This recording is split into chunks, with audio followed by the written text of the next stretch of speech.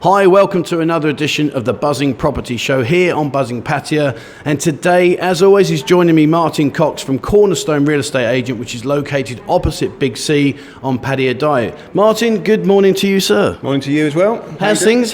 Not bad. Busy. Yeah, you're looking like flustered, like you've been really busy. Yeah, well, I mean, we've got a busy morning going on, so obviously want to take the time to, put our points on the channel. Yeah. So, All right, brilliant. Well, last time we spoke about rentals, and firstly, can I say to everybody that sent in the questions, thank you very much for your interaction. And I know, Martin, you've been busy answering all the questions. Yeah, as they come through, I've been trying as much as I can to give as direct an answer as possible, and give me a day or two on some cases, sure. We'll get through them. All right, so what I want to know then, we're going to talk about sales today. I mean, am I right in thinking that because of the situation, because of COVID, I mean, am I likely to get myself a Billy bargain? If I see a house for 5 million baht, I think I'll chuck in two. Well, you know that saying, the Billy bargains, they're great. Everyone knows Billy bargains. But, in all seriousness, if I chuck in a 2 million baht offer on a 5 million baht house, I mean, is that likely to be accepted, or am I just being a bit, hopeful?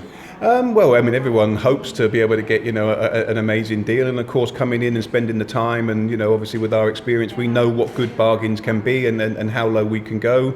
You've got to take it on face value. You can't just put the broad sweep that, we're affected by COVID, everything's 50% off, because in all honesty, it isn't. Okay. You have got homeowners that have had maybe a price that was a little bit optimistic that are now coming back into the reality.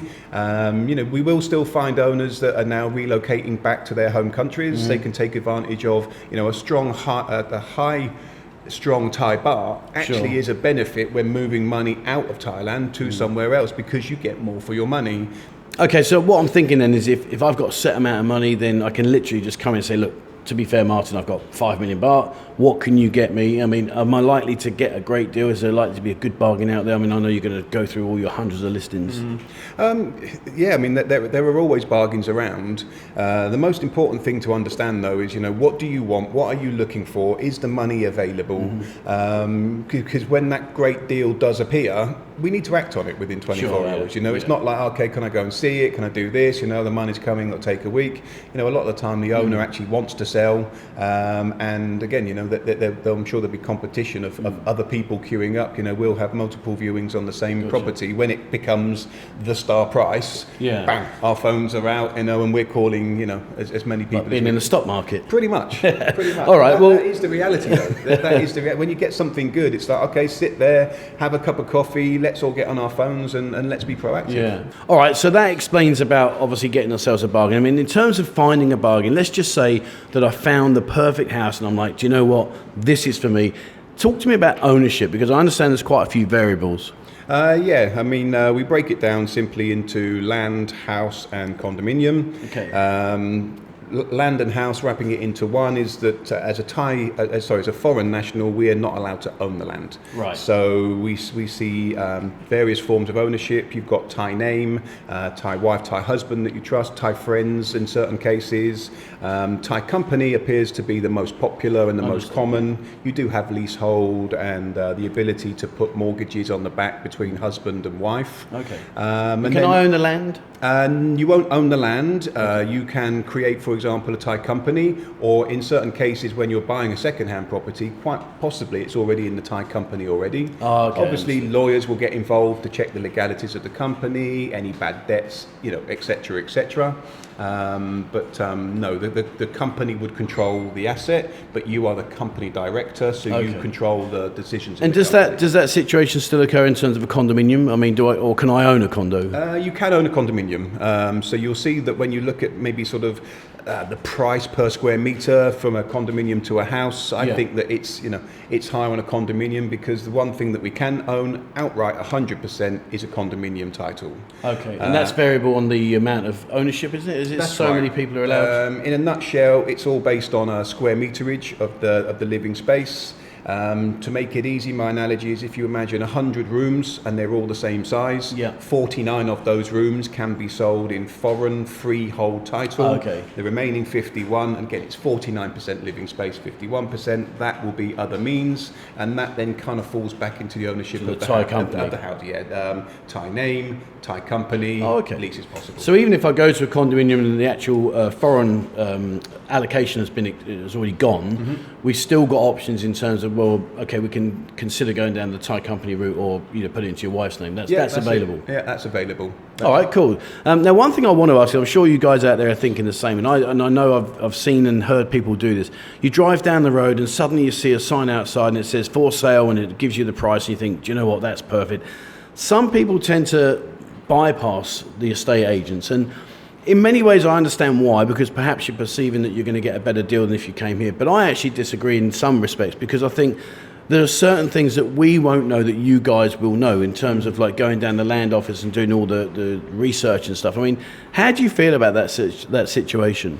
Again, I mean, as a real estate agent, we provide the whole service from start to finish. So, within the whole package, you're going to get to speak to experienced people that can tell you the pitfalls of different locations or different types of property, different condominium buildings, for example. Sure. Is an old building better than a new building, or vice versa? Again, we can probably bring up these subjects a little bit later in these YouTube things.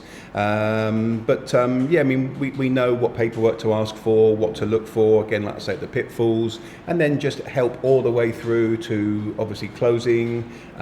Going to the land office, advising on lawyers if we're talking about like the company ownership and stuff like that. So when you're talking about, when you're talking about all these kind of things that you get involved in, I mean, it does seem to me like in some respects it's quite a time-consuming process. I mean, in general, what is the time expectations if I come in and sort of see this house and we go and view it? I mean, what's the time expectation in terms of from yes to I'm getting the keys and I'm walking in? Surprisingly quick. I mean, there are obviously step-by-step checks that need to be done, but we find that we can actually go directly to these places, ask and get approvals for these questions within 24 hours. I've seen properties sell within 48 hours sometimes. Really? 48 hours? I mean, Wow, Thai named a Thai buyer to a Thai seller, money's here. There isn't so much paperwork involved there. Okay. We can be down the land office within a couple of days. Again, going back onto the sort of the checks and the paperwork side. I was just going to ask you about what documents do I need? Yeah. I mean, so that's really the time frame, is obviously obtaining the necessary documents to be able to get to the transfer. Yeah. Okay. If money's here, great. If it's a condominium in foreign name, one thing that allows us to own something in foreign name is that we have brought the money in to purchase it from a foreign country. Oh, right. Okay. There is a document, a bank exchange document that is provided. And is that something that you help with? Absolutely. Obviously, well, it's not coming from my bank, but well, I hope it was. I'll buy 2 houses. Just making sure that obviously the questions up front before we get past that sort of thing is is the money here? Where are you sending it from? Please make sure if it's in foreign name that you're sending it in foreign currency, to make sure that you've got the documents. The land office are a very good place to be taking care of the transfer. They won't transfer without certain documents. There are what they call no debt letters or debt-free letters, which are provided from the condominium building. That's literally the sign-off from that touristic office to say that all the maintenance fees have been paid, and if we've made a mistake, it's our fault and we won't come to the new owner. Well, there you go. That is a comprehensive answer if ever you needed one. Yeah. All right, so what I want to do then, because we're coming to the end of the show, and as always, Martin, you've been very informative and very helpful, so thank you so much. And please, guys, remember, if you are considering buying a house or you need any advice or any help whatsoever, get in touch with Martin. I'll drop his email and links, everything like we do normally in the bottom of the description for you. But before we go, I'm going to put you on the spot. And I'm going to ask you a question. Well, yeah, I'm good at this. He loves it. And whenever I come in the show, he's like, what are you going to do to me today? But no, all jokes aside, I want to ask you this question. You've been in this industry a long, long time, as we know. I want to ask you, what is, in your opinion, the biggest mistake that people make in general when they buy a property here in Thailand? What, in your opinion, is the biggest mistake they make? He's thinking there. Look at that. Got him. Give me a second. I would probably say it would be recovering a sale from the wrong purchase price at the start.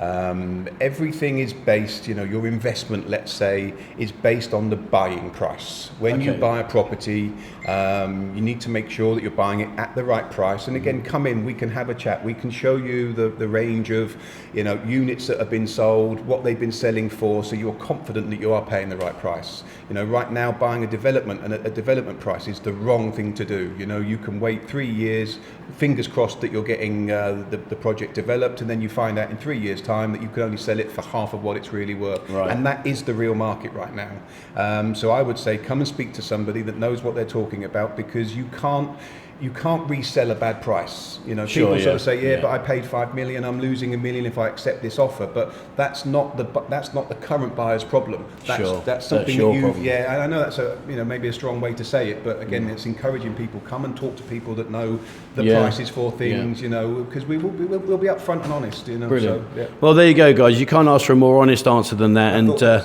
Thanks for on the spot again. well, that's okay. He's nervous, bless him. No, again, please come down, speak to Martin, speak to John here at Cornerstone, because these guys have got a lot of years of experience.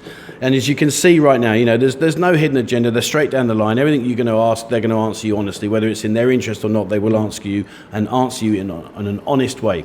All right, so that brings me to the close of today's Buzzin Property Show. Thank you so much for watching. Please, Martin, and as always, it's been an absolute pleasure. Yeah, thank you. It's very been much. great. What I'll say, guys, is the description. I will put all the links, email address, everything that you need to contact Cornerstone. Get in touch, guys. It's not going to cost you anything to ask the question, but it may save you a huge fortune further down the road if you make the wrong decision. All right, so that's it for me today. Thank you very much for watching. Please remember, hit the subscribe button and also hit the bell icon if you'd like to be notified when we bring out a new video. And for me, that's it here on Buzzin Property Show. Thank you, Martin. Thank you for watching. And wherever you are in the world, please stay safe.